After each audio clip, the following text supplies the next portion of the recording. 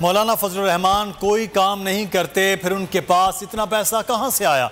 वजीर आजम ने सवाल उठा दिया। जब नैब ने फजलुर रहमान को बुलाया तो उसने धमकी दी कि मैं 2000 लोग लेकर नैब के दफ्तर पर पहुंचूंगा। इमरान खान ने कहा कि अगर तुम 2000 लोग लेकर पहुंचोगे तो मैं 1 लाख लोग लेकर पहुंचूंगा।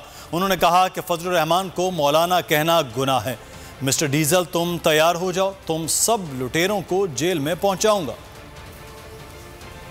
आदमी को तो अल्लाह की वो बातें करता है, अल्लाह को तो उसको इज्जत देनी चाहिए।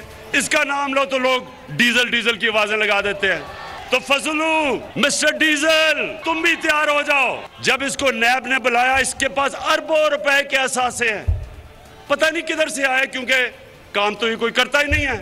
तो जब नैब ने इसको बुलाया तो कहता मैं 2000 लोग लेके चला जाऊंगा। नैब को डरा दिया इसने। फजलू, तैयार हो जाओ। तो उसके बाद अगर 2000 लोग तुम नैब के बाहर लेके आओगे, 1 लाख लोग मैं लेके आऊंगा। अब इन तीनों की शक्लें देखो, ये निकले क्यों हैं? मुल्क को बचाने के लिए।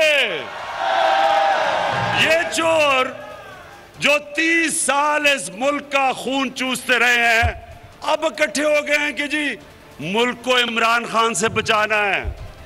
मुल्क को नहीं आपने बचाना, अपने आप को बचाना है इमरान खान से। सब्सक्राइब करें और बेल दबाएं ताकि कोई खबर रह न जाए।